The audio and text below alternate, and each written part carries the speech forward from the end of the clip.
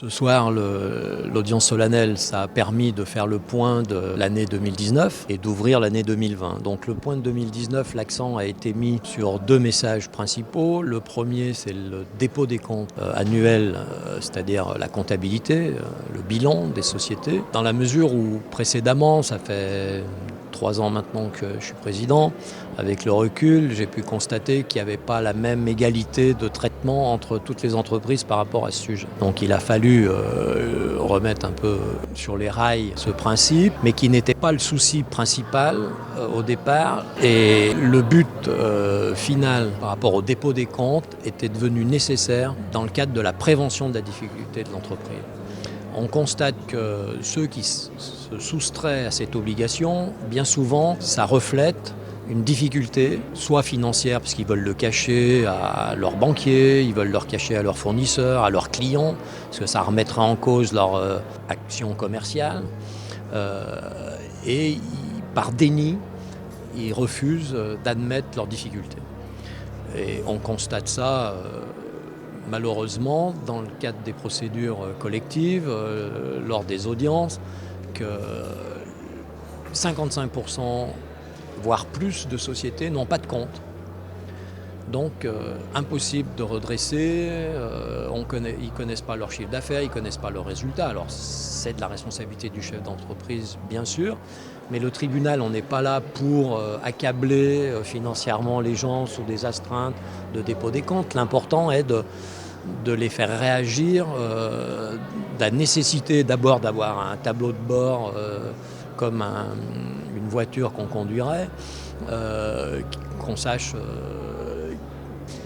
quel chiffre d'affaires, quelles dépenses, quels résultats, etc., etc. C'est une logique de chef d'entreprise.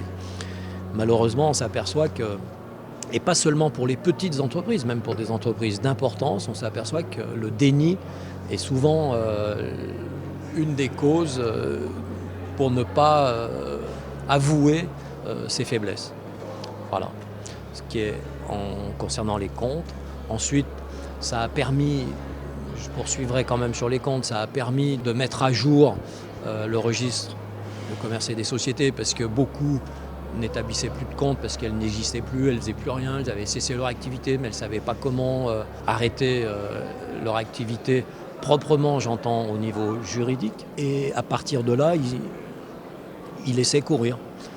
D'abord, ils n'avaient plus d'argent peut-être pour payer un conseiller juridique, plus d'argent pour payer un expert comptable, ou je ne sais pas, pour faire les démarches, parce que ça a un coût. Donc ça a permis aussi de faire un grand toilettage du registre du commerce par rapport à ces dépôts de compte. La même chose pour le dépôt du document du bénéficiaire effectif. Donc je l'ai rappelé tout à l'heure, je ne rentrerai pas c'est la répartition du capital des sociétés qu'il faut renseigner sur un document, etc.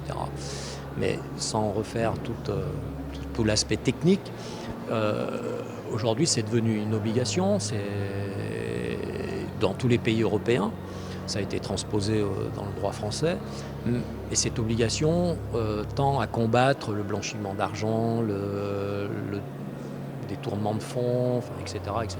Mais il n'en demeure pas moins que, également, de ne rien avoir lâché sur ce sujet, ça a permis de nettoyer près de 5000 sociétés inscrites au registre du commerce qui n'avaient plus d'activité, où c'était plus les bons actionnaires parce qu'il y a eu des successions, le notaire n'aurait pas fait les démarches, etc., etc. Il y a plein de raisons que je ne vais pas énumérer, ça serait trop long. Et ça a permis également de nettoyer tout ça. Et puis ça a permis de réviser le registre du commerce pour 16 000 entreprises, pour mettre à jour 16 000 entreprises. Ça veut dire qu'aujourd'hui, entre le dépôt des comptes et le dépôt du document du bénéficiaire effectif, ça a permis d'avoir un registre du commerce nettoyé, objectif et consultable, parce que ça c'est consultable par tous. Et c'est quand même bien mieux quand vous recherchez une entreprise, la fiabilité d'une entreprise, savoir si elle existe toujours, qu'auparavant elle existait mais il n'y avait rien, donc tout le monde était très perturbé. On avait des retours, justement, je cherche cette entreprise, mais elle ne répond pas, elle n'existe plus, qu'est-ce qui se passe, etc. Et nous, on n'a pas donné de réponse comme ça. Donc le seul moyen, c'était de ne rien laisser passer sur ces deux sujets. Et toujours dans le souci d'équité, que tout le monde soit sur le même pied d'égalité, petite entreprise, grande entreprise, peu importe. Mais le souci est que la réponse soit la même pour tout le monde et que l'obligation soit la même pour tout le monde. Plus globalement, la Savoie, au niveau inscription, création d'entreprise, on va dire, et commerce, ça a explosé. Cette année, il y a eu une progression de 13%, je crois, tout confondu. Beaucoup plus en société civile, SCI. Par contre, le procédure collective, c'est-à-dire difficulté de l'entreprise, ça s'est maintenu. Mais ce chiffre, on va dire identique à 2018, il est un peu trompeur, on va dire, en nombre d'entreprises en difficulté. Je crois qu'il faut s'attacher plus à la relation entre nombre d'entreprises et l'aspect social.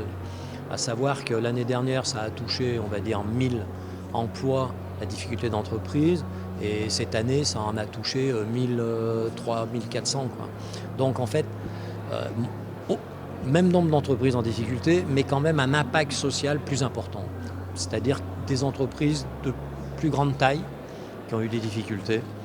Et voilà ce qu'on peut constater. Mais globalement, c'est compensé par, comme je le disais précédemment, par des créations en volume beaucoup plus important. Donc ça laissera du temps peut-être de voir si cet